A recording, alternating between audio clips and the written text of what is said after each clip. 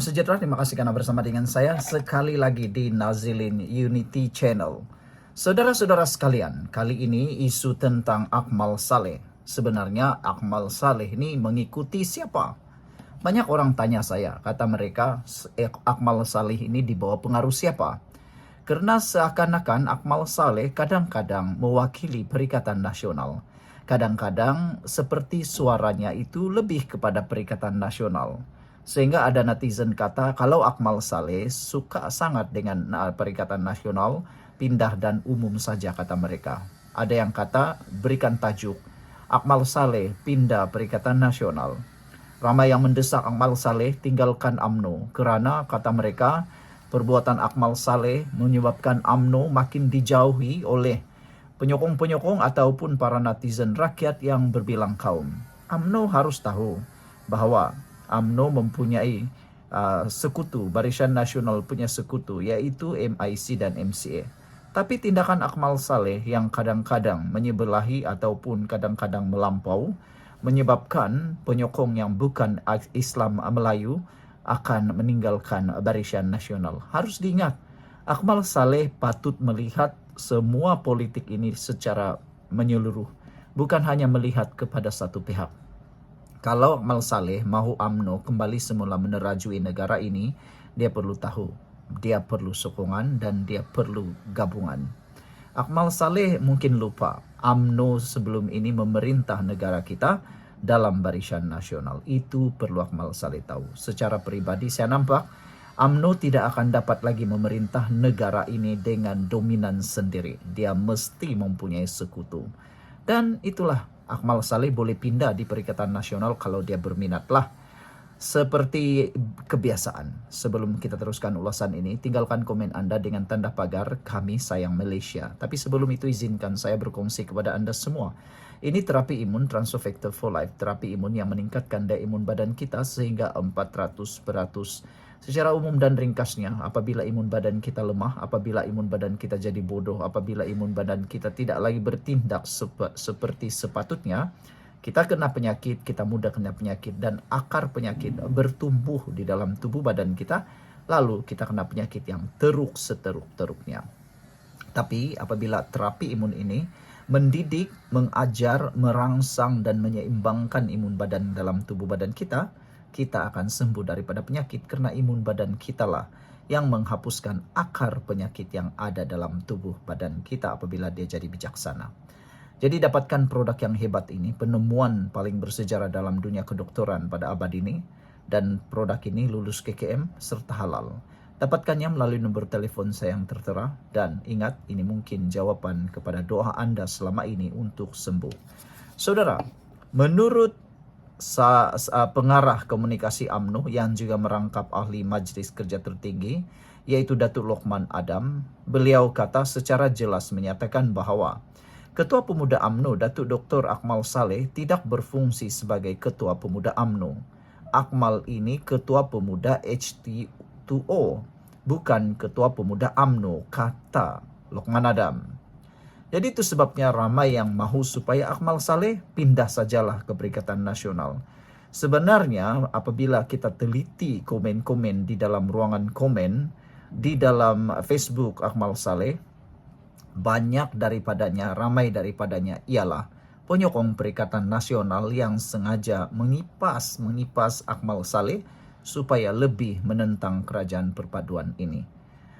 Mungkin penyokong sebenar UMNO sedikit yang memberikan komen dorongan kepada Akmal Saleh, yang memberikan komen-komen kononnya positif itu supaya Akmal Saleh berjuang lebih lagi.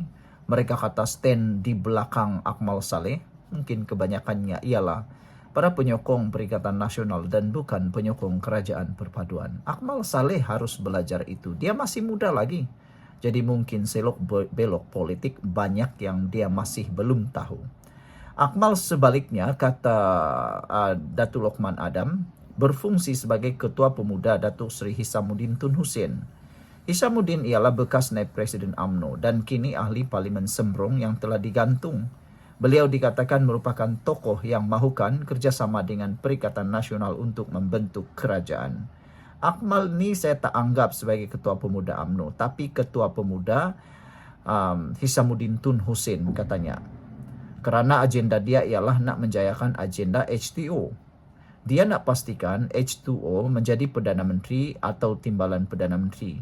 Apa saja usaha yang boleh pecahkan hubungan BN dan PH ini, dia akan laksanakan, kata Lokman Adam. Ini memang kerja dia, tetapi kenapa DAP dan MCA masuk perangkap dia? Ini yang salah. Lokman berkata begitu berlatar belakangkan beberapa kontroversi yang menyaksikan pertembungan Akmal dengan dua parti tersebut. Beliau berkata demikian dalam rancangan audio siar NR Channel TV bertajuk UMNO dalam Kerajaan Perpaduan, Cabaran Peranan dan Hala Tuju. Lokman turut menjelaskan bahawa Akmal bukanlah calon utama untuk kedudukan ketua pemuda. Beliau turut mengakui Akmal banyak membuat kesilapan tetapi ia tidak dibangkitkan oleh DAP dan MCA. MCA ialah komponen BN, manakala DAP komponen Pakatan Harapan PH dan kedua-duanya berada dalam Kerajaan Perpaduan.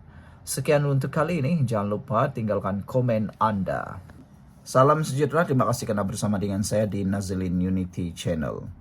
Selepas dikaitkan dengan serangan terhadap anak Rafizi Ramli, Ismail Sabri akhirnya buka cerita. Tapi sebelum itu, Rafizi juga sudah menjelaskan bahawa serangan terhadap anak beliau tiada kena mengena dengan maklumat Ismail Sabri Yaakob atau Khairi Jamaluddin. Rafizi telah pun menafikan bahawa beliau melibatkan Ismail Sabri atau Khairi Jamaluddin. Ahli Parlimen Rafizi Ramli menafikan beliau teliti kes melibatkan Ismail Sabri atau Khairi Jamaluddin. Jadi saudara-saudara sekalian, Rafizi telah menegaskan bahawa beliau berkata maklumat yang diberikan kepadanya tidak ada kena-mengena dengan mereka. Saya tak selidik atau sentuh kedua-duanya. Ini cubaan jahat mengalihkan perhatian, kata Rafizi lagi. Dan selepas itu akhirnya Ismail Sabri Yaakob, bekas Perdana Menteri Malaysia, bersuara berkait isu ini. Dia akhirnya mendedahkan sesuatu.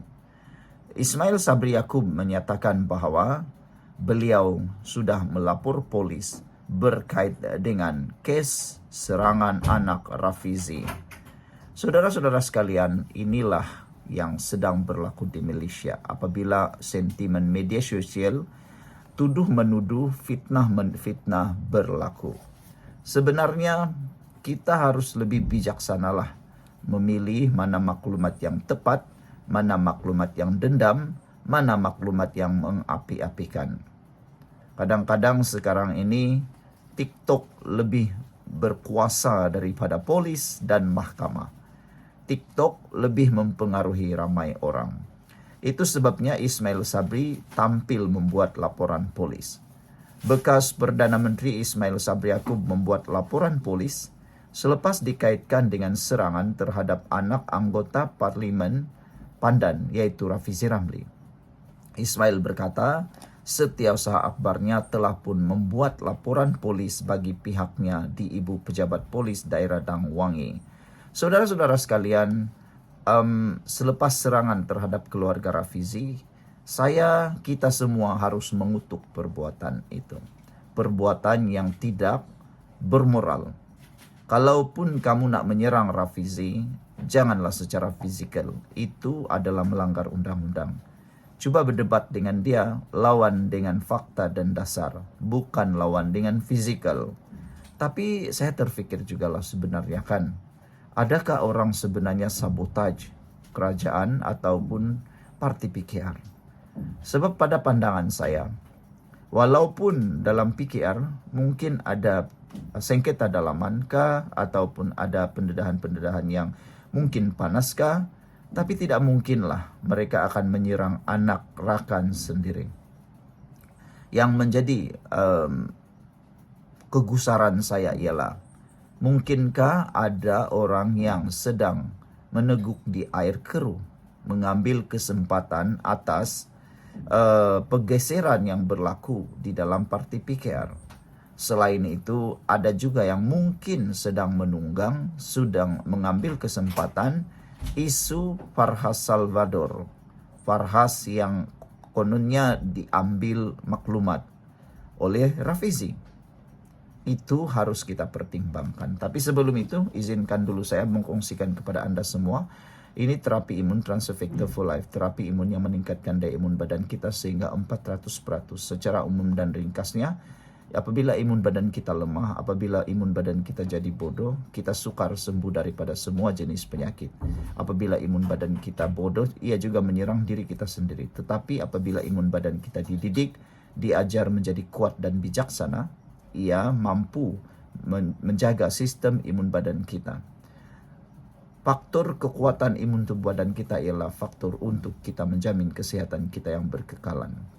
Saudara dapatkan produk ini melalui nomor telepon saya yang tertera. Produk ini lulus KKM, diperakui oleh dokter-dokter di seluruh dunia dan juga halal.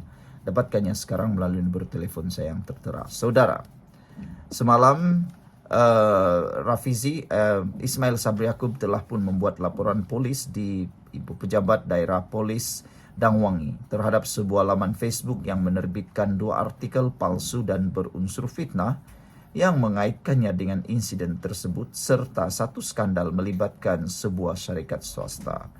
Laporan juga telah dibuat kepada Suruhanjaya Komunikasi dan Multimedia, MCMC dan Facebook supaya tindakan segera diambil terhadap laman serta pengendali atau pemiliknya. Keseluruhan kandungan artikel yang dimuat naik dalam laman Facebook tersebut tidak benar sama sekali dan bersifat niat jahat untuk menjatuhkan reputasi serta nama baik saya, kata Ismail Sabri Yaakob. Saya mohon pihak berkuasa menjalankan siasatan terperinci dan mengambil tindakan tegas kepada pemilik atau pengendali akaun Facebook ini serta merta dan mana-mana pihak yang menyebarkan artikel terbabit. Saya juga telah mengarahkan peguam untuk mengambil tindakan undang-undang selanjutnya terhadap pihak terbabit, katanya lagi. Ismail Sabri turut mengucapkan terima kasih kepada Rafizi yang sebelum ini tampil menjelaskan perkara itu di X. Terdahulu Rafizi mendedahkan perjumpaannya dengan pembocor maklumat sebelum anaknya diserang berkaitan dengan ahli perniagaan Farhas Wafa Salvador Rizal Mubarak. Bekas Menteri Ekonomi itu sebelum ini membayangkan serangan terhadap anak lelakinya yang berusia 12 tahun dengan jarum suntikan di tempat letak kereta pusat belah di Putrajaya mungkin ada kaitan langsung dengan pertemuan tersebut. Ketika itu Rizal hanya menyebut pertemuan itu melibatkan seorang individu. Namun dia kemudian mendedahkan butiran lanjut selepas ada usaha mengaitkannya dengan Ismail Sabri dan bekas Menteri Kesehatan Khairi Jamaluddin. Atas dakwaan dia sedang menyiasat kes yang dikaitkan dengan mereka. Rafizi menyifatkan penyebaran cerita tidak benar bertujuan mengalih perhatian rakyat dan siasatan. Malaysia kini telah menghubungi Farhas untuk mendapatkan komen susulan kenyataan terbaru Rafizi. Saudara-saudara sekalian, nasihat kita sebelum kita tutup ulasan kali ini ialah jangan terlalu yakin dan percaya dengan media sosial termasuklah Facebook dan TikTok. Paling dikhawatiri ialah jangan-jangan Anda juga akan menerima hukuman. Kena berhati-hati, sila sorting ataupun saring maklumat yang Anda terima. Kerana takut-takut nanti Anda pula yang dalam keadaan susah.